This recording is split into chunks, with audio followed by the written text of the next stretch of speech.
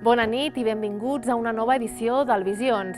Avui tractarem un dels temes que més ens preocupa a tots i és sobre la nostra alimentació. No us ho perdeu, comencem.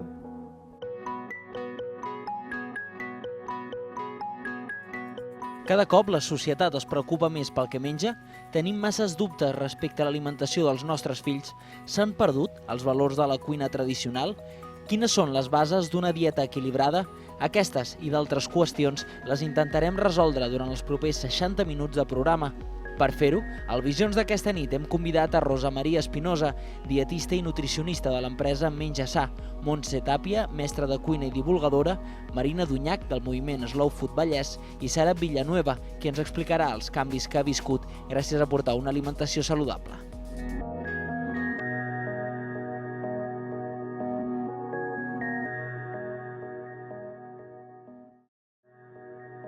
Comencem ara mateix l'espai del debat del Visions. Bona nit i benvingudes al plató de Vallès Visió. Bona nit. Diuen que som el que mengem. Creieu que cada cop hi ha més gent interessada per la seva alimentació? Doncs sí, sembla que sí. A les xarxes socials, una miqueta al Vox Populi, la gent cada cop es preocupa més pel que menja. Jo penso que a vegades d'una manera fins i tot malaltissa, però tot té una vessant bona i una vessant dolenta. Que tinguem més informació està molt bé, que la gent tingui interès en conèixer què és el que necessitem menjar, a part del que ens agradi, és molt interessant. Després jo penso que a vegades creuem la línia, que és aquí una mica on sorgeixen els conflictes, on pot haver-hi la desviació. Però sí, la gent està molt conscienciada. Cada cop més. No sé si, Marina, tu que representes el moviment de Slow Food, també ho noteu, això, que cada cop la gent es preocupa més pel que menja. Sí, jo crec que sí, però la cosa és molt lenta i és com una taca d'oli que es va estenent de mica en mica. I a mi m'agradaria lligar-ho amb els productors, amb els pagesos. Si no hi ha producte bo, no podrem menjar bo ni sa. Aleshores, el Slow Food diu allò, productor i coproductor. El consumidor li diu coproductor, perquè sense un no hi ha l'altre. Aleshores, parlem del Vallès, i al Vallès cada vegada hi ha més gent jove que torna al camp, o que va al camp i està fent una producció ecològica, amb varietats pròpies del Vallès, amb varietats recuperades, que per nosaltres aquesta és la bona alimentació. El que ens dona la terra i el que ens dona el nostre entorn i el que ens dona la temporalitat. I aquesta seria la nostra definició. I sí que és veritat que cada vegada hi ha més productors i també a la vegada més consumidors. Per tant, perquè tots puguem menjar bé, l'inici comença, la cadena comença pels productors, no? Exactament. Sense un bon producte no podem menjar sa. No, un producte no té que viatjar perquè sigui sa. No? Saps? Si un producte viatja... Hi ha productes que viatgen, com el cacau, com el cafè, que és indiscutible. Aquí no en tenim, la nostra cultura ens fa que en mengem, forma part de la nostra alimentació, però hi ha productes que no cal que viatgin. I si mengem productes de temporada, en veritat els podrem trobar en el nostre entorn. I això és una bona alimentació per nosaltres, saps? És aquells que no perden proteïnes ni vitamines pel camí, però a la vegada tampoc embruten el medi ambient amb els transports. Per tant, jo crec que quan parlem d'una bona alimentació no crec que ens puguem només refiar del que ens posem i mengem a la nostra boca, sinó també el que fem al nostre entorn, no? Continuarem parlant i desenvolupant tot això. Ara, Rosa Maria, tu com a dietista nutricionista, notes que cada cop la gent està més interessada per menjar sa, per menjar bé?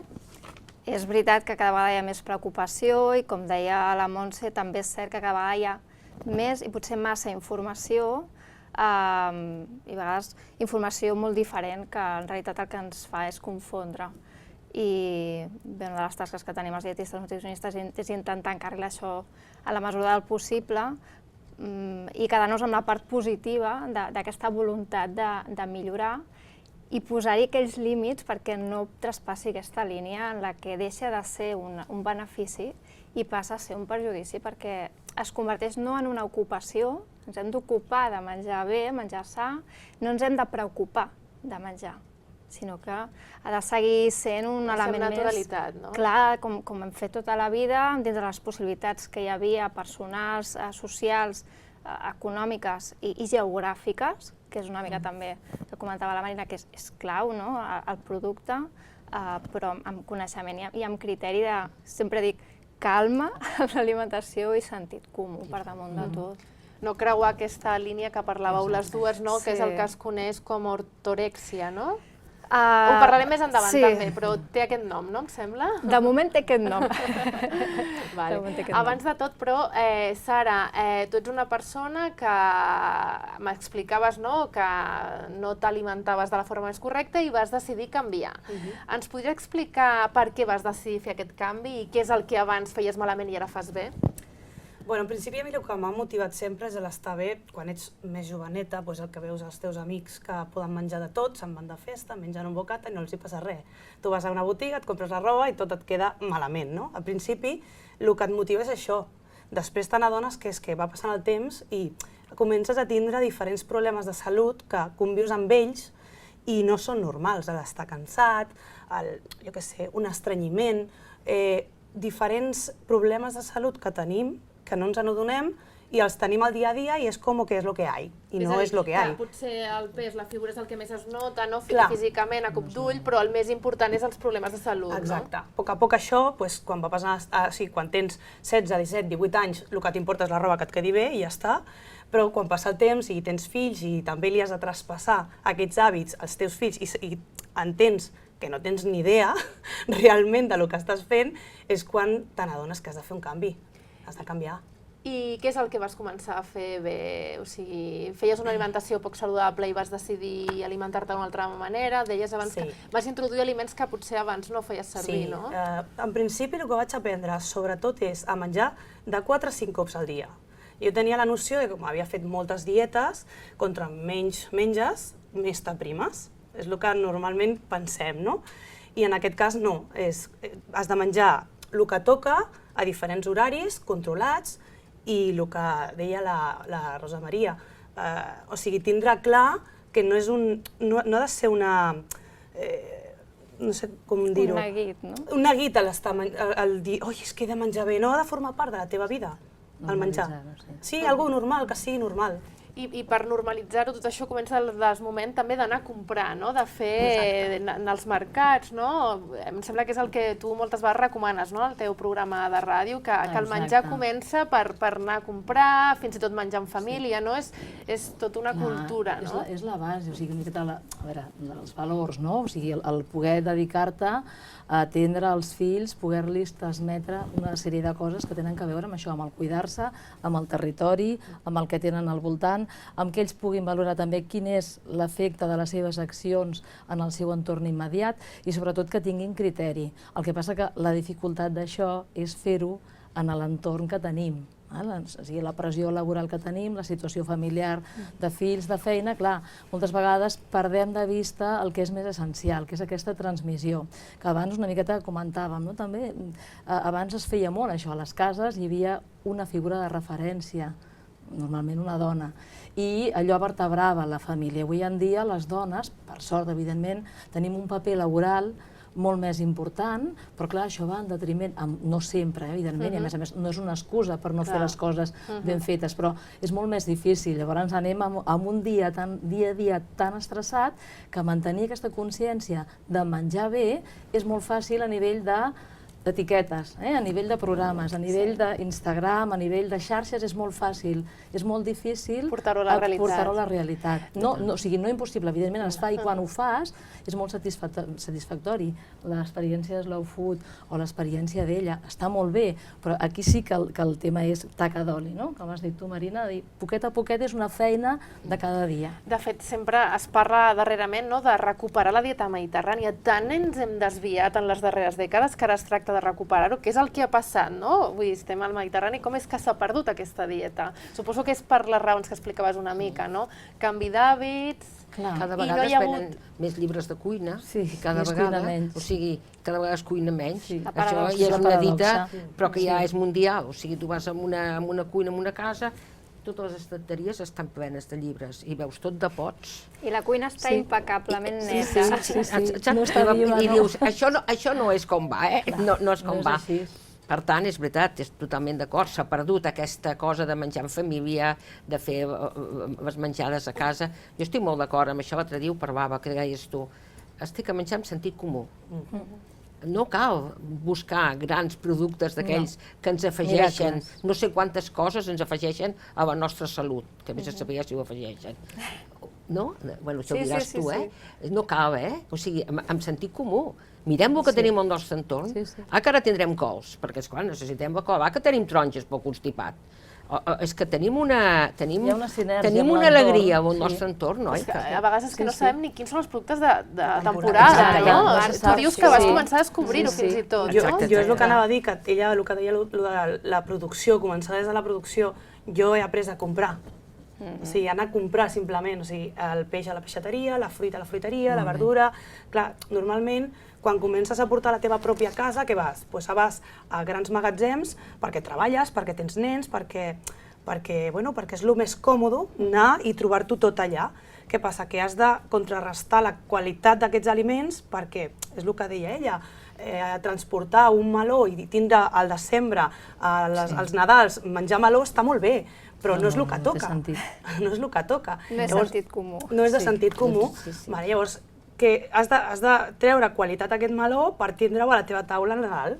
Però i què ha passat una mica? Que ens hem tornat una mica còmodes, no? És fàcil anar al súper, comprar-ho tot, no? És una barreja de moltes coses. Evidentment hi ha una part, com explicava ella, que és un món, la dona s'ha un món laboral, i molts més factors, però igualment jo crec que ens hem tornat una mica còmodes d'anar al súper i comprar-ho tot, no? Sí, comprem un cop al mes, en lloc de... La meva àvia anaven a comprar pràcticament cada dia, comprar producte fresc, i ara comprem un cop al mes, i aquest cop al mes pretenim tenir la fruita de tot el mes. És inviable. S'ha trencat la transmissió oral de mares a filles. Per això tenim tants llibres. Abans no calien llibres, era tot oral, i ara en canvi necessitem tenir-ho per escrit i ni així moltes vegades. Perquè a vegades el cuinar és veure-ho, no? És viure-ho i veure-ho. Ara, viure-ho, sí, practicar-ho. I després hem perdut totalment la noció de la temporalitat, del producte de la terra, què és propi nostre, de cada espai geogràfic, de cada zona geogràfica, i què és propi de cada temporalitat. Però això s'ha trencat amb la dieta mediterrània. I després, òbviament, amb la comoditat d'això. No sé si a la vostra consulta de menjar sa, quan ve gent i li parleu d'això, de producte de temporada, a vegades la gent va perduda? Sí. Aquest desconeixement de... Bueno, d'acord, em toca anar a comprar fruita i verdura. Comencem pel fet que ja no tinc un hàbit de menjar fruita i verdures regularment. Llavors, el primer que s'ha de treballar és això. I a partir d'aquí és, d'acord, què compro? Doncs, bueno, centra't en la temporada. Llavors els has d'explicar i has d'utilitzar aquests calendaris que hi ha avui en dia de temporalitat de productes, i a més els has d'explicar com es poden cuinar, diferents maneres. O sigui, és tot el procés, des de la producció, què hi ha, fins a com menjar-s'ho, com preparar-ho i com menjar-s'ho. I tant que sí. No sé si al final la cuina hauria de ser una assignatura més fins i tot a les escoles, no? Perquè si anem tan perduts... Clar, a veure, sí, al final tot ho posem a l'escola, però sí que és veritat que podria ser una assignatura molt vàlida, i de fet els nanos quan fas coses, jo faig tallers a escoles també, i quan fas tallers, ostres, és curiós, no? Perquè aquesta desconnexió del que abans era habitual a les cases, ara els nens, hi ha nens que ho viuen amb passió, però hi ha nens que els dius toca la farina. Ai, que m'embruto, que tal, una cosa que dius, ostres. No saben d'on venen determinades coses, no? No ho han fet. Però, clar, o sigui, és aquesta vivència la que s'hauria d'impulsar. L'escola, bé, l'escola hi té que veure, però jo també penso moltes vegades que és més ajudar a les famílies a que puguin fer una sèrie de coses i mentalitzar les famílies. Sí que és veritat que a través dels nens les famílies canvien moltes vegades, això és veritat, però bueno, és una qüestió de societat, més que de només l'escola. Jo penso que, perdona, que és que el que ha trencat la nostra dieta de sentit comú ha sigut la societat del benestar. Ens ha sortit tant diner en un moment determinat, no? I tot ho hem volgut fàcil, oi? Tot ho hem tingut fàcil i llavors, doncs, esclar, comprem tot en pot, en bossa, tot ja preparat, no? En lloc de... I què ha sigut això? Perquè no s'ha donat importància a l'alimentació, perquè si hi ha hagut una societat de benestar i hem tingut un diner en un moment determinat, no s'ha dedicat a una bona alimentació. S'ha dedicat a anar a grans restaurants i allò jo ja tinc, al consumisme, perquè els grans restaurants, ja està bé anar-hi, està fantàstic, però allò és consumisme, no és alimentació. No només els restaurants, sinó la indústria alimentària. Sí, i llavors això ha sorgit, la indústria alimentària, i per tant doncs hem tingut que posar tot a punt perquè ho puguem agafar, el que tu deies. Jo anava allà i m'hi comprava, no? I això jo crec que ha sigut el que ha trencat aquesta cadena de transmissió de pares a fills, no? I llavors ara com ho arreglem, això? Perquè ara estem acostumats a això i per tant és tornar a tocar de peus a terra i vinga i som-hi. I per això jo sempre dic, això sí que anem millor, però anem millor com una taca d'oli, De fet, per això gent com vosaltres que esteu aquí, no? I amb el seu programa de ràdio, cursos, tallers, tu amb el moviment Slow Food, tu amb l'Instagram, al final és tothom, a poc a poc, ficar el seu granet de sorra perquè això canviï.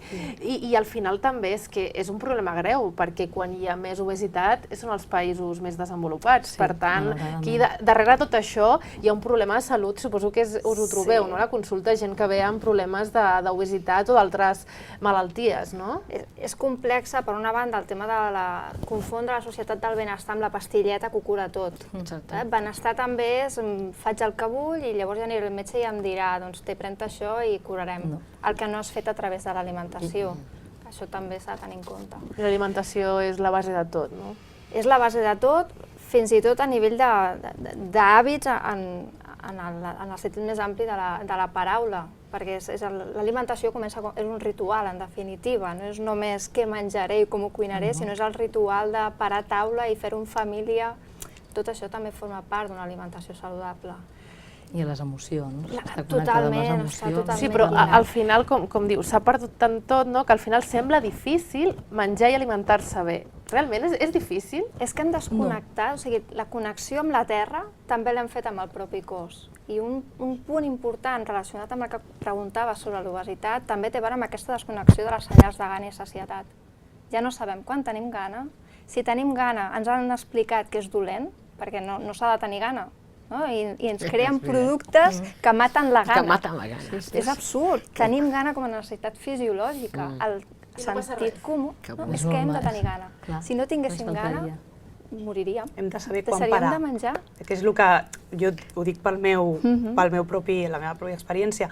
A vegades el que diu ella, sí, tens gana, però has de saber quan has de parar. Que jo crec que aquí és el límit on no tenim la cura de dir es pot menjar de tot, inclús el que diem, donar-te un homenatge del que sigui, està bé donar-te un homenatge, però has de valorar com estàs menjant, m'ho invento, durant aquesta setmana, com has menjat de fruita, quan has menjat de peix, del que has de menjar, i si t'has de donar aquest capritxo o aquella cosa de dir, em menjo un croissant, que t'ho mengis, però perquè, a gust, exacte, però perquè tu ja saps que ho estàs fent bé. No, que dius, cada dia ho faig i venen els problemes. És que aquí hi ha un tema que és també el de donar valor moral als aliments. Els etiquetem i fem en prohibitius determinats productes. Jo crec que els aliments no haurien de ser ni bons ni dolents. Hem arribat a un punt que nosaltres mateixos com a consumidors hem demandat un tipus de productes que la indústria ens ha creat i ara hem d'aprendre a conviure amb això. En la mesura del possible, a poc, com a taca d'oli, aconseguir que això torni una mica enrere, estaria molt bé, però en definitiva s'ha creat un nou món en aquest sentit i hem d'aprendre. I per tant, més que aliments bons i dolents, s'han de fer aliments que s'han de menjar diàriament, aliments que s'han de menjar freqüentment, aliments a menjar ocasionalment i altres molt ocasionalment. Però incloure's tots dins de la quotidianitat. Però és que hi ha un estudi, l'Observatori de la Infància, que diu que un 90% dels nens no menja peix cada setmana o un 80% dels infants no menja la fruita necessària. Clar, són dades greus. Sí. Costa una miqueta, clar, és això el que dèiem. Si a casa no veuen menjar fruita, si a casa no entra la fruita, els nanos, tu per molt que diguis, s'ha de menjar fruita, no ho faran. Després, el paladar dels nens també és peculiar. S'ha de tenir una paciència per acostumar el paladar d'un nen, que a vegades té més receptors que el d'un adult, i li costen molt altres gustos, acostumar-lo doncs això, a l'acidesa, a la barreja d'àcid i dolç, però és una qüestió de paciència. També hi ha nanos que veus, ostres, és molt difícil, tens 2 fills i no són iguals, per molts bons hàbits que els hi vulguis inculcar, un té tendència pel que sigui, per energia. Això la medicina tradicional xina ho veu diferent, no? Potser que nosaltres que parlem de calories i parlem de vitamines i de nutrients, però ells ho viuen d'una altra manera, segons l'etapa de la vida, segons l'energia, i els aliments modifiquen aquesta energia. És una visió totalment diferent. Llavors, clar, és una qüestió de paciència, d'anar fent, d'anar-hi posant amor, d'anar-hi posant constància. A vegades negociar també. Digue'm? Sí. Negociar. Bueno, evidentment, negociar. Jo ho faig amb el meu dic això. lògicament. I ho faig, el que vol unes natilles de xocolata. Però és que Perfecte, si no ho menja't fas, una em pruna sembla que primer. acaben perdent els gustos de les coses, ho poden deixar de percebre, no?, amb el temps. És que ho portem als extrems. També tenim molts prejudicis amb l'alimentació infantil i pensem ja de per se no els agradarà la verdura ni la fruita i només els agrada el dolç. I no, I s'ha d'acostumar al ni és paladar, blanc no? ni és negre. Clar. I a més el que deia la Montse, tenen els receptors molt desenvolupats, estan estan purs. verges, sí. Exacte, llavors Sí, sí. tenen unes intensitats molt més elevades que les nostres. Això és bo i és dolent. Clar. Perquè clar, llavors pot ser que algú que introdueixes de nou, uau, primer et tira enrere. Hem de respectar aquest procés i cada nen i cada nena és un món i té un ritme diferent d'adaptació. I a més, jo crec que també hi ha un factor amb l'alimentació i també una miqueta per l'experiència amb els propis fills, el factor emocional, el que hi posem nosaltres en el fet de que mengin, el patiment que tenim a l'hora de que mengin. Doncs clar, posem tanta pressió que els nanos, que són esponges dels nostres sentiments, de les nostres emocions, allà i fan un pa amb tomàquet, i mai més ben dit, que a vegades no deixem que les coses flueixin d'una manera natural. Llavors, clar, ens posem allà, pam, pam, pam, amb una pressió sobre ells i sobre nosaltres que tampoc porta enlloc. Tu feies una pregunta, és difícil. A veure, sobre el terreny no és difícil menjar bé, és sentit comú, és producte de temporada, producte de la terra, triar les coses i triar pel color, vull dir, una miqueta pel color, vull dir que hi ha ingredients, menja de tots els colors, no? Doncs no has de posar-te a comptar calories, no has d'agafar un llibre. Simplement, què hi ha? Més o menys, les 4 bases, què hem de menjar? Hem de menjar, més o menys, ja ho sabem el que hem de menjar. Doncs anar omplint aquests forats però d'una manera sense aquesta pressió i sense aquest tatxar i comptar i tal. Per això deia que la informació està molt bé, però moltes vegades, clar, a mi em passa. Hi ha desinformació, no? Exacte, o sigui, t'arriben llibres, que si Cerebro de Pan, que és un llibre que tal i qual, quan el llegeixes dius, ai, què estem fent, no? Perquè és un llibre que parla de que no s'han de menjar cereals, hidrats de carboni, més o menys dit entre cometes, clar. Llegeixes això, que és una informació que està, com es diu, assentada, està proporcionada per un metge a través de la seva experiència clínica i a més les coses que va dient dius, ostres, doncs ressona que sí. I allò, la persona que perd el nord de vista, llavors clar, va, elimines els cereals de l'alimentació. Ostres, anem al tanto, perquè hi ha coses que segurament són veritat, però són veritat no pels cereals en si, perquè no són els cereals que menjàvem abans. Clar, és que és el tractament que es fan en els cereals. La farina blanca, ja sabem quin tractament es fa. Sisplau, vegivem amb la farina blanca, vegivem amb arròs que no sigui integral, vegivem amb tot el que no sigui integral, perquè aquí hi ha un tractament molt bèstia i han tret tot i ens pot perjudicar la nostra salut, no? Per tant, esclar, si tu dius el cereal en general, no busquem quin cereal, no?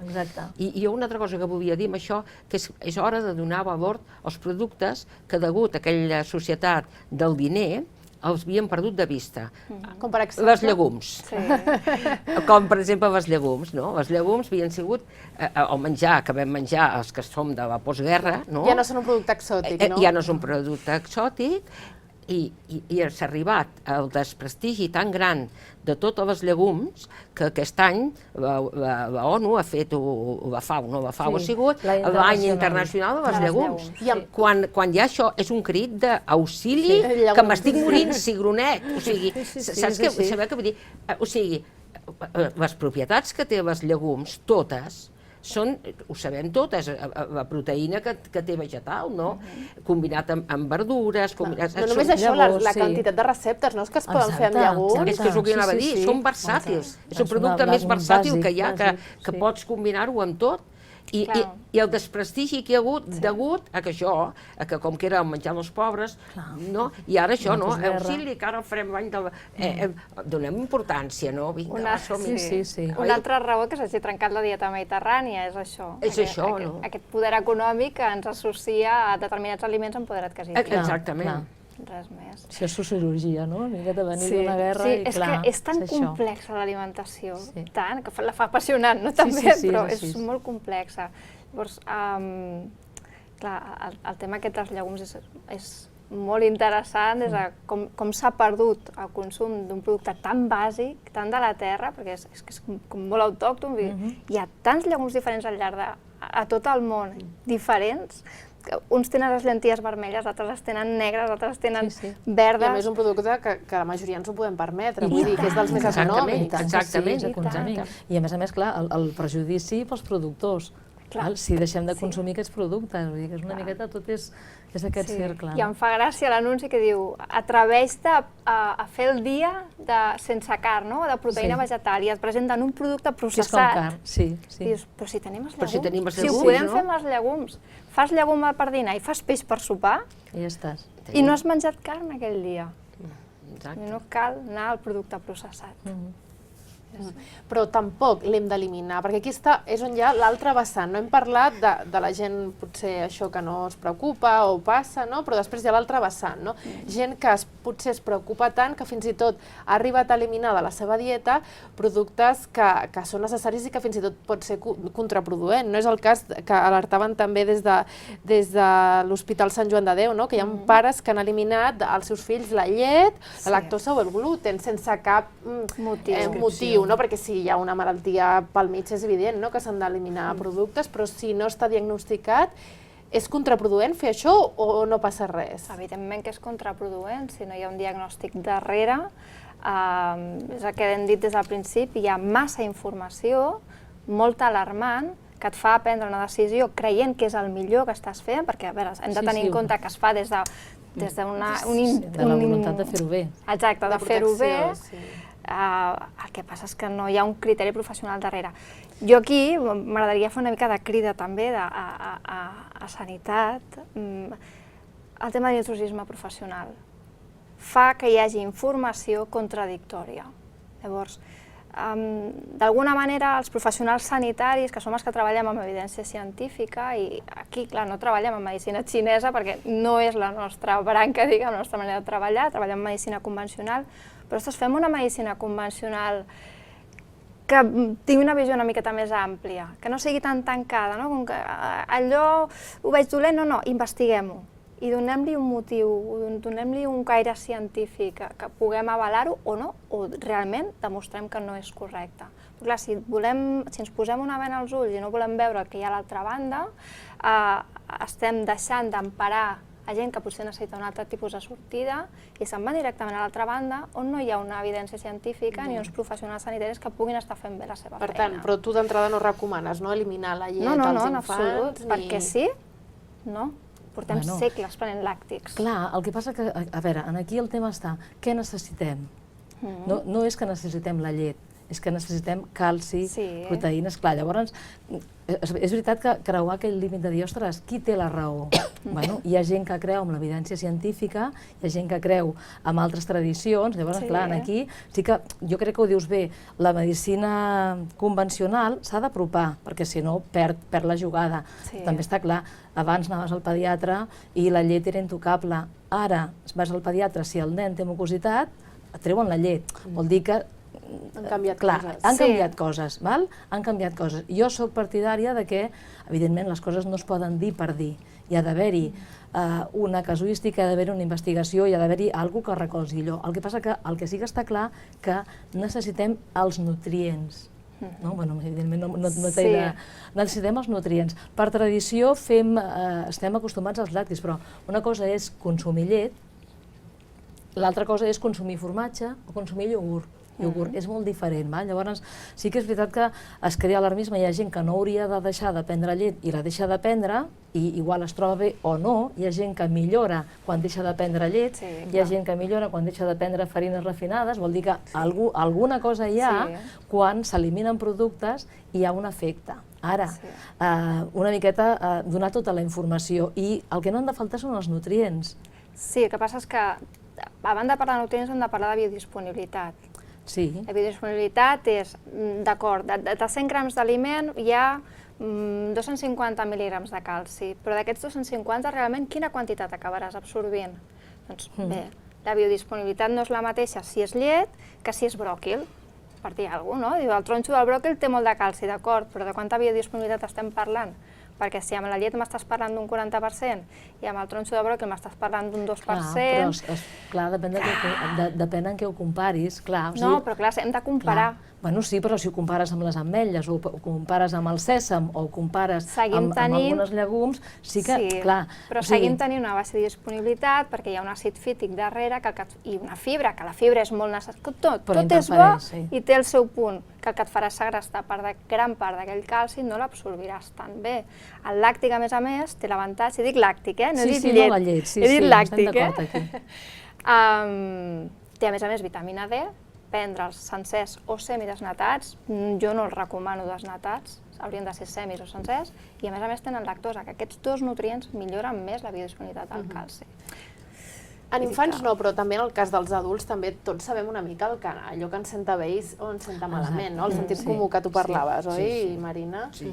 Jo volia fer una pregunta. I tu substitueixes la llet d'arròs o d'espelta per valoro això, substituir la llet de vaca per la llet d'arròs o la llet d'espelta, aquestes llets vegetals, això, aquesta disponibilitat que has dit, és per haver-la? Perdona, que... Ja va bé fer preguntes, per això tenim aquí els professionals. No, clar, la biodisponibilitat varia, perquè ja estem parlant de productes vegetals que, primera, d'origen no tenen calci. Perquè tenir una beguda vegetal que tingui calci d'origen hauria de ser soja, ametlla, bàsicament, avellana una mica, però sobretot ametlla, sèsam, és una altra opció de beguda vegetal amb calci. Però el fet que sigui vegetal i que hi pugui haver aquests elements també vegetals que puguin segrestar aquest calci baixa la biodisponibilitat. Tenim al mercat les opcions de les begudes vegetals enriquides en vitamina D, que ens milloraria una mica aquesta biodisponibilitat. Bé, clar, en persones que no et queda més remei que optar per això, has de buscar la millor opció que hi hagi. I sempre recomanaria jo aquestes enriquides en calci i vitamina D, per intentar aprofitar al màxim aquest calci. Ara, si no hi ha una intolerància a la lactosa darrere, una al·lèrgia a la proteïna de llet de vaca, en principi no hi ha un motiu que ens digui que hem de retirar els làctics, i fa segles que prenem làctics, estic d'acord, són més de derivats, sí, més els derivats, i no totes les cultures prenen làctics, vull dir que el tema és, clar, són els nutrients, però la Mediterrània sí. Sí, el que passa que, bueno, també se li ha donat molta més importància a la llet per motius també d'indústria, de necessitats, quan es donava la llet a les escoles, no? Vull dir que són coses que... Es barregen moltes coses. Es barregen moltes coses. Llavors, aquí la dificultat per mi està en discriminar. I llavors al final tu dius, bueno, hi ha nens que tenen carències, però hi ha nens que mengen un excés de sucre, hi ha nens que, clar, o sigui, la qüestió no és que perquè eliminem la llet estiguem fent un... sinó que hem de prendre consciència, hem de fer les coses amb coneixement, no amb un excés d'informació, sinó valorant què és el que no ha de faltar a la dieta. I fem aquest barem. Llavors, ho podem fer tan malament seguint una alimentació vegetariana com una alimentació no vegetariana, convencional. Llavors, clar, el tema no és demonitzar determinades, bueno, dic per lo que diu Sant Joan de Déu, no per lo que diguis tu. No és demonitzar segons quines alternatives. Bueno, ell alertava de pràctiques que s'estaven fent. Sinó alertar una miqueta de que no podem desvincular-nos del que mengen els nostres fills, deixar-ho una miqueta a l'aire, i hem de tenir aquesta... Què hem de menjar? Bàsicament, què hem de menjar? El que deies a les escoles, els nanos ho saben el que han de menjar, ho estudien, més o menys. Però és labor de les mares, això. Més que estudiar-los ells. No, o sigui, és que cal de les famílies, però s'ha de reforçar per totes bandes. Què s'ha de menjar? I llavors saber una miqueta cada aliment, conèixer-los, és que tornem al mateix. hem de conèixer els aliments que tenim disponibles, biodisponibles, que és una altra cosa, però disponibles. I d'aquests aliments, què tenen aquests aliments? A part de ser producte de temporada, què ens aporten? Ens aporten minerals, grup de minerals, ens aporten vitamines, ens aporten fibra. Clar, no podem anar a fer una cosa exhaustiva, però sí una miqueta tenir alternatives suficients que ens permetin menjar d'una manera equilibrada, si no hi ha una problemàtica al darrere. Per això l'alimentació vegetariana, perdó, també pot ser equilibrada. Pot ser, el que passa és que si no hi ha una justificació darrere, l'alimentació vegetariana és una opció, però amb nens que estan creixent, com a adults, si tu tens dret a triar fer una alimentació vegetariana, deixa que el teu fill també pugui triar en el seu moment. Llavors, jo no recomanaria, si no és estrictament mèdicament o clínicament necessari, retirar la llet. A més, jo crec que també aquí hi ha una mica gent que es guia per modes, no? Que no ho fan per una qüestió, una decisió pressa, meditada, sinó que es guia per modes, no? Ara està la moda això de ser vegà, no? Pues hi ha molta gent que és vegana. Potser hi ha gent que ho fa perquè així ho ha meditat i decidit, però altra gent potser es deixa guiar una mica per la moda, no? Ara també hi ha molt producte a les botigues sense gluten, no? A vegades comprem i tampoc sabem ni per què ho fem, no? Creieu que també aquí hi ha modes a l'alimentació? I una indústria alimentària darrere, que és ferotge, que és la segona riquesa del món. I això no ho oblidem, i mirem els anuncis de la TV, i mirem el que ens fan fer. És que això és difícil, combatre contra això. És molt difícil. Ens van bombardejant, i la indústria alimentària fa estragos a la nostra ment, i llavors al nostre estómac, que és aquell segon cervell. Ho hem de menjar tots, hem de menjar cada dia. Qualsevol cosa que sentim ja ens alertem, no? Qualsevol notícia, quan va sortir-ho de la carn, que menjar carn processada era dolent, doncs deixem de deixar de comprar. O quan surten notícies sobre el peix, que s'hi porta mercuri. Deixem de comprar peix a vegades, sense voler, estem a vegades desinformant i canviant els hàbits de la gent, és el que tu deies, que pot ser perillós.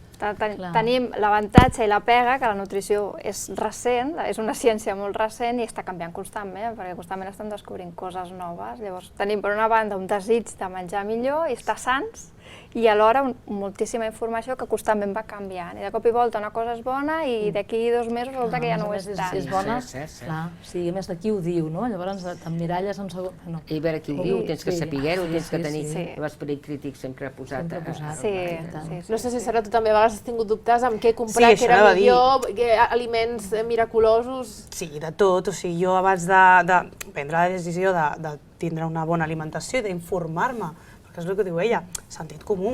Al final vols estar bé, però contrastes informacions.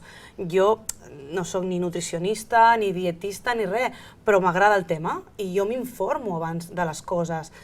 Trobo informacions de, no sé, 1000 coses, que si l'omega-3, que si no sé què, i trobes coses des de que l'omega-3 és dolentíssim fins que l'omega-3 és el més primordial del món. I dius, amb què em quedo? Perquè com a usuària hi arriba un moment que et posen el cap així. Sí, perquè el que tu penses que està superbé, després t'ho desmenteixen i està supermalament. I clar, arriba un punt que dius, què faig? Que és el que suposo que li passa a la majoria de gent usuària que vol cuidar-se i alimentar-se bé i diu, per on tiro? Perquè no ho sé. Perquè, m'invento, ella com a professional em donarà unes directrius superbones i superprofessionals, però potser em trobo un col·lega seu que té unes altres directrius i em diu que tot el que m'ha dit ella, que mai no es trepitjarà... Però has de comprovar si aquest altre col·lega realment és col·lega de professió o és intrusisme professional. Ho sabeu vosaltres. No, ho heu de saber els consumidors o els que heu d'exigir un títol universitari darrere. Sí, però sí, jo aquí li dono una mica la raó a la Sara, ja no cal anar a un professional, això, només mirant diaris, informació, a vegades dius per on tiro, no? Però hi ha una cosa, llavors és un tema més mediàtic de com s'està donant la informació. Jo, perfecte. Doncs tu has encertat la teva alimentació. Jo trobo superbé. Jo crec que això és el millor. Que tu et trobes bé, que tu estàs contenta, que tens força. Molt. Tu has encertat. Jo el que faig ara, amb l'edat que tinc, fa 5 anys enrere, que és quan jo vaig començar, és que no m'imaginaria de tot el que faig ara, en el meu dia a dia, cuidar el meu nen, faig esport, faig el pole dance, faig el crossfit, o sigui, faig de tot, bicicleta, camino per la muntanya... Molta més energia. vitalitat, Les energia... analítiques surten bé... Tot. O sigui, tinc Pues ganes has de encertat. i tinc Has ganes de fer encertat. més encara, o sigui... Clar. Ha encertat perquè s'ha informat correctament i ho ha fet clar. aplicant un No, criteri. Em canso, també. Vull dir- Ets una persona, oi? I marxem, Sí, si no, es però és cansa. veritat que Llavors tot no ens això... ho creuríem, eh? Sí. No, però tot això fa que jo, quan vaig començar, el meu nen tenia any i mig, no arribava, i jo estava desitjant que ell fes la migdiada per jo fer-la amb ell. I m'enfadava amb ell perquè no la feia, però la que volia dormir a la migdiada era jo, no ell. O sigui, és que arribem a aquest punt i suposo que no només jo, o sigui, ha passat amb molta gent això. Aquí la importància d'una bona alimentació, no? Que va Imagina't, molt més sí. enllà del Ella és físic. l'exemple i que està contenta, és que tu has acertat. Tu has acertat en el teu cos. Una altra persona segurament, és que és això, no? Tens que escoltar. I si tu has acertat en el teu cos, però millor el teu no anirà bé amb una altra persona, més o menys sí, perquè hi ha unes bases. Sí, les directrius són les principals... Les directrius sí. principals sí, saps? I la gent, quan, per exemple, va a una consulta, ho fan sobretot per físic, per salut, normalment. Quin és el motiu d'adreçar-se a un nutricionista o un dietista, que estan absolutament perduts perquè no tenen aquesta transmissió oral, no?, d'àvies a mares a filles? No sé quin és el principal motiu. El principal motiu és estètic, perquè també és veritat que s'associa el paper del dietista nutricionista a perdre pes, i res més, quan fem molt més, no?, que tot això. Darrere hi ha l'estat de la pell, no? La pell té molt a veure amb el que mengem, no?, per exemple, també. Tota la nostra salut en general està directament involucrada amb el que mengem, bevem, i l'exercici físic que fem i els hàbits en general. Per tant, fem molt més que baixar de pes, però el motiu principal pel qual arriba normalment és estètic. Darrere de l'estètic és quan se n'adonen que hi ha molt més i que primer hem de treballar allò, perquè llavors la part estètica acabarà sent una conseqüència del canvi d'hàbits, no a l'inrevés. Montse, quan per exemple demanen que com a mestre de cuina, no?, un curs en una empresa, en una escola, el motiu potser és perquè no saben cuinar, no sé, què és el que més et demanen? A veure, jo faig molt tipus de tallers, faig tallers professionals i tallers d'oci, clar. L'avantatge, almenys en aquests moments per mi, hi ha molt interès per la cuina. Hi ha molta gent que té ganes d'aprendre a cuinar per allò que dèiem, perquè no té una iaia, una mare que li ensenyi a cuinar. I la gent ve per passar-s'ho bé i per això. Però jo, almenys a mi el que m'agrada fer en els cursos de cuina, jo no soc dietista, però vaig fer un curs de dietètica amb Olga Cuevas, que igual la coneixes. I bé, jo quan faig un curs de cuina, sobretot fer cursos de cuina vegetariana, cursos de cuina una miqueta sana, conscient, i el que transmeto sempre és que hem de saber el que mengem, hem de conèixer una miqueta les bases de l'alimentació, que no és un màster d'alimentació, sinó és dir, a veure, tota la vida, què s'ha menjat, què som? Som omnívors, què hem de menjar? Hem de menjar de tot, que vol dir de tots els nutrients. D'on els traiem? La primera opció, el que tenim al voltant, d'acord? I després, evidentment, com ha dit la Marina, hi ha coses que venen de lluny, les patates, la xocolata, els pebrots, molts aliments que venen d'altres cultures, i de molt més enllà, però ho hem d'incorporar. Però sobretot això, fer que aquesta estona d'oci hi hagi un plus, que és aprendre coses dels aliments, aprendre coses de com ens acostem als aliments i connectar aquestes persones interessades en la cuina, els nens també interessats en la cuina, connectar-los no amb Masterchef i Masterchef i coses d'aquestes, sinó connectar-los amb la realitat de l'alimentació i amb la realitat de l'entorn on viuen, que és això, quilòmetre zero, com li vulgueu dir. I Marina, quan la gent s'interessa pel moviment Slow Food, per què creus que ho fa? Perquè han sigut pares i volen donar-li el millor als seus fills? Perquè és una cosa que cada cop la gent és com, per exemple, el reciclar. Abans no reciclava ningú i ara la majoria ja reciclem, no? Per què creus que la gent s'està apropant a moviments com el de Slow Food? Mira, jo crec que hi ha hagut coses que han sigut molt profitoses perquè la gent s'hagi despertat la consciència, i és els menjadors escolars ecològics. Jo trobo que això ha sigut un 10, diguéssim. A partir d'aquí, i no són només productes ecològics vinguts de no sé on, no, els d'aquí Mollet venen de gallecs, diguéssim, quasi bé baixen a peu. O sigui, esclar, llavors, i producte de temporada, i poca carn, o sigui, molta llegum, etc. Aquella alimentació que ens agrada a totes, no? Llavors, això ha despertat a la gent a veure què és el que està passant. O aquell iogurt que estan menjant i que el nen quan arriba a casa diu jo vull aquell iogurt, o aquell pollastre, no us ho perdeu, ja han determinat aquell pollastre ecològic que té gust de pollastre i sempre diem allò, als nens no els agrada, als nens els agrada tot el que és bo. Sí, és així. I aquí sí que no hi ha És diferència, així. oi que sí, Montse? Sí. Als nens els agrada el que és bo. I jo trobo que això, llavors aquí els pares s'han interessat. També és veritat que hi ha empreses d'aquestes de menjador escolar ecològic, no?, que treballen amb els pares també, no? També tenen el seu hort allà, saps? Vull dir, és un conjunt de coses. No podem dir la gent se'n va cap a aquesta branca, no. És un conjunt de la societat i ens tenim que trobar. I bàsicament el que tenim que fer és xarxa, saps? I anar-nos-ho explicant, i doncs aquest producte el podeu trobar aquí, saps? Jo crec que és aquesta la funció que tenim que fer tots a la nostra societat, saps? Però sense arribar mai a la ortorèxia, no? Que dèiem que és gent fins i tot que li ha canviat la seva vida en el sentit de que no pot anar a determinats dinars familiars, a determinats restaurants perquè no pot menjar, no? Es limita molt. Exacte. És l'obsessió. I hi ha casos... A veure, el tema de l'ortorèxia és definides com a patologies de trastorns de conducta alimentària, tenim anorèxia nerviosa, bulímia, i en l'última actualització del Manual de Diagnòstic de Psicologia i Psiquiatria es va incloure el binge eating disorder, que és els atracons, diguem, els episodis d'afartaments, però hi ha altres situacions patològiques que encara no estan enteses com a patologia, i una és l'ortorèxia. No tenim un criteri diagnòstic. Sabem que tenen trets comuns amb els trastorns de conducta alimentària que sí que estan marcats, es poden diagnosticar. El que passa és que potser la motivació és diferent. En aquest cas, hi ha una restricció de la dieta, ja s'eliminen grups d'aliments, hi ha una preocupació excessiva pel menjar. Una de les preguntes amb els qüestionaris que es fan de moment de cribatge és: destines més de 3 hores del teu dia a ocupar-te o a donar voltes a l'alimentació? Però la motivació és la qualitat del menjar, no és el perdre pes, per exemple. És una altra motivació diferent. És una altra motivació. Llavors, hi ha casos? Sí que hi ha casos, però encara no podem avaluar exactament de quin percentatge de població estem parlant que presenti ortorèxia, perquè igual que hi ha ortorèxia també hi ha vigorèxia i hi ha síndrome d'adorèxia. Vull dir que sí, exacte. I clar, com que tenen punts en comú, és allò que t'arriben a la consulta moltes vegades amb motivacions purament estètiques, però llavors te n'adones que hi ha molt més darrere. Llavors, intenta més o menys ubicar-lo per llavors també oferir-li el millor tractament possible. Però tot això que parlaves d'ortorèxia, totes són coses noves, no? Que Sí, tant. d'això fa dècades que ningú sentia parlar, no? De l'ortorèxia, Bueno, tu també has sentit... Sí, l'ortorèxia, el que passa que abans ens centràvem més potser en l'anorèxia i la bulímia, i ara com que hi ha més informació, com que també, el que dèiem de la societat de benestar, es va complicant.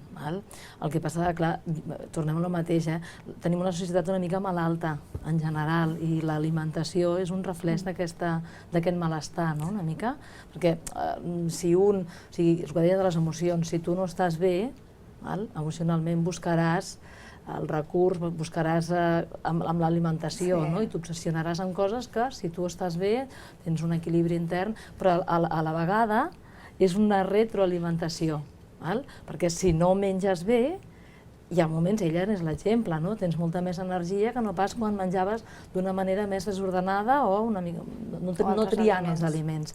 Res a veure. S'ha de posar sentit comú, s'ha de posar una mica d'ordre i eliminar l'obsessió.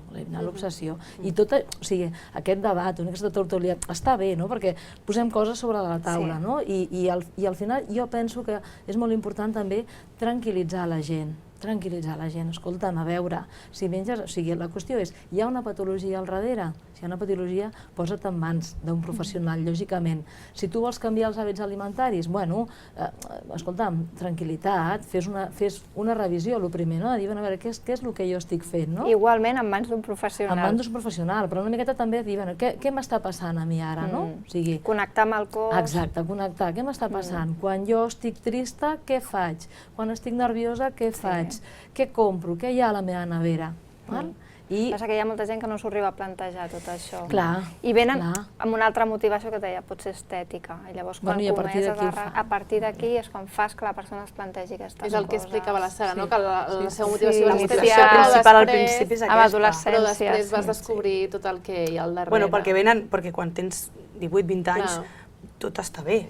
Vull dir, tot està bé al cos. Si tens problemes de salut amb 18-20 anys, ja sí que t'ho has de mirar, però norma general no tens uns problemes físics ni problemes de salut greus. I no et penses que et vindran d'aquí poc, tampoc. Perquè vius, no sé, vius com molt happy, La molt bé. joventut. Sí, Sí, és veritat, ja és és l'edat. així. No connectes. I Sara, tu Sí. en algun moment has tingut la por d'obsessionar-te, de creuar aquesta línia que parlàvem abans, et mous en Instagram, no? Allà Sí. suposo que també veus gent que Sí. potser ha creuat la línia Sí, ja, sí que no? ho he vist, sí. I bueno, jo no ho he fet, ni m'he obsessionat mai, perquè a mi m'agrada menjar. Vull dir, a veure, jo sé que a mi m'agrada menjar i m'agrada disfrutar del menjar.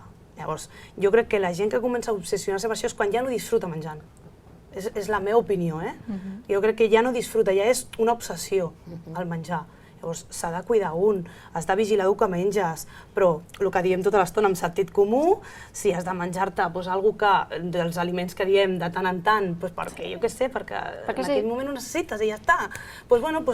Surt a córrer, jo què sé, i ho cremes o no, simplement gaudeix aquell no, però moment que si i ja et està. fa patir, com a mi em feia patir, per exemple, augmenta una mica la teva activitat, la que sigui. O bé estan amb el nen a la muntanya o amb el gos, o no cal córrer, però sí que fica una miqueta d'activitat també, que l'esport és important, jo penso això també, sí, en que és un general, tema que sí. no s'ha parlat. Jo penso, a mi... Perquè si no ja ens desviaven. No, ja, però bueno, que és un D'una per una altra tema hora, que també sí. penso que és important també ficar-ho. Llavors, és sentit comú de totes. S'està acabant el temps. Abans de la conclusió final, no sé si vosaltres que sou professionals d'això, eliminaríeu algun aliment, com a consell, pregunto des de la meva ignorància, s'ha d'eliminar algun aliment? Hi ha algun aliment que sigui el millor de tots? No, jo penso que, bueno, el que hem dit abans, no hi ha res que sigui bo i dolent, tot té una cara i una creu. Llavors, clar, depenent de la persona, depenent del moment de la vida, però sobretot depenent de quin efecte fan en tu els aliments. Tries en funció d'això. Ara, demonitzar aliments, bueno, cadascú té les seves opinions, però penso que és millor dir, bueno, sabem que això té aquest efecte, jo no el trio, però trio això altre. Jo crec Però que es té no. que baixar el nivell de quilos de carn que mengem entre tots. Primer, perquè és un desgast de la natura, perquè menjar un quilo de carn et representa, ara no s'ho sé dir, no sé quants litros d'aigua, i en canvi menjar un quilo de llegums en representa molt poquets. O sigui, allò que hem començat a dir, tenim que mirar una mica el nostre entorn, no? I la carn doncs, té la seva repercussió en el nostre cos, no? I jo crec que una de les coses que sí que recomanaria seria baixar els quilos de carn que mengem. Intentem fer aquesta proteïna vegetal que tenim, intentem menjar aquest peix blau. És veritat que hi ha peix que té mercuri i això està comprovadíssim, doncs evitem-ho. Però jo la carn és que és dels països que en mengem més d'Europa i no ens caben. No cal. No ens cal. I a més hi ha unes repercussions, em sembla. Suposo també això de la carn depèn també de la feina que tinguis, no? Amb el desgast que tinguis, no? No, la carn és un aliment proteic, hi ha 4 aliments proteics, és la carn, el peix, els ous i els llegums, i cadascú té una freqüència de consum diferent. La carn és necessària, perquè té minerals com el ferro, que no trobem en biodisponibilitat com en altres aliments, té vitamina B12, però també és veritat que el peix també en té força de vitamina B12, per tant la podríem cobrir, és a dir, és una qüestió de freqüències. Però dic que també depèn, això suposo va relacionat amb la teva activitat física, depèn del que tu facis diàriament cada dia. Les Necessites més freqüències quantitat? No té res a veure. Com a molt et podria dir que si tens una anèmia ferropènica, que és manca de ferro, podríem incrementar una mica la recomanació de carn vermella, però no varia. Si no és igual tenir una feina estàtica, com està aquí, amb una altra de treballar, per exemple, al camp, no té res a veure. En quant a proteic, no. Però com que ho associem amb poder adquisitiu, ens hem abocat a la carn com si no hi hagués cap més proteic, i és un error. No s'ha d'eliminar, però no s'ha de menjar la quantitat de carn que mengem avui en dia. A més, metabòlicament també és la que ens dona més feina, no? La que té més, o sigui, la que costa més una miqueta de De pair? No de pair, sinó dels residus que puguin haver-hi, metabòlics. Almenys això és el que normalment... La Això ja no és medicina convencional. Ja això. Bueno, però vull dir que una miqueta és un aliment molt fort, molt potent, vull dir que no és el mateix pair menjar una cosa més lleugera que una carn que la quantitat de proteïna costa més d'assimilar. En qualsevol cas, jo diria que el nostre sistema digestiu està perfectament preparat perquè, com deia, som omnívors i, per tant, podem menjar carn, peix, No, per menjar-ne sí, però menjar-ne un excés. No, per això diem que té la seva freqüència de consum recomanada, igual per tothom. Quina és? Doncs diferenciem carn blanca de vermella. La carn vermella intentaríem no fer més de 200 grams a la setmana, que serien 2 racions a la setmana, i carn blanca entre 3 i 5 racions, comptant que la resta ho hem de cobrir entre peix, ous i llegums. Per tant, la carn una mica és el comodí que acaba de cobrir. Realment, dieta mediterrània seria tirar més de llegums, de peix i d'ous, i la carn és el comodí. Perfecte, doncs sembla que no, però s'ha acabat el temps. Una conclusió final de cadascuna de vosaltres, 30 segons. Marina, comences tu. No, que jo penso que estan molt bé aquests debats, sí que tindríem que treure al carrer i es té que parlar molt d'alimentació, perquè ara nosaltres estem totes 5 molt d'acord, però al carrer no és aquesta la proporció. Per tant, tenim que anar estenent aquesta taca d'oli. Perfecte, Marina. Doncs jo penso que una miqueta més de consciència en l'alimentació i no desvincular l'alimentació del plaer, que això és molt important, ho hem parlat poc. Hem de disfrutar menjant i hem de deixar d'obsessionar-nos. Una mica de criteri, una mica de consciència i plaer en la manera d'alimentar-se. Perfecte. Per lligar-ho amb el que diu la Montse, potenciar els menjadors intuïtius, que és el connectar amb les senyals de gana i sacietat del cos i amb aquest plaer, un equilibri entre el que el cos necessita i menjar estructuradament i amb allò que ens gratifica. I finalment, Sara, t'ha tocat tancar. Bueno, més informació com aquests debats, que penso que són molt interessants a nivell usuari, que no tenim a l'abast informació, el que dèiem, una mica contradictòria, i que sentit comú, el que estaven dient una mica en tot el debat, sentit comú ni tanto ni tan calvo, no?, que diuen. Molt bé, doncs moltíssimes gràcies. Amb aquests consells ens quedem i fins la propera ocasió. Gràcies. Doncs, com sempre, nosaltres tornarem dijous que ve amb més temes del panorama social. Moltes gràcies per la seva confiança un cop més. Bona nit.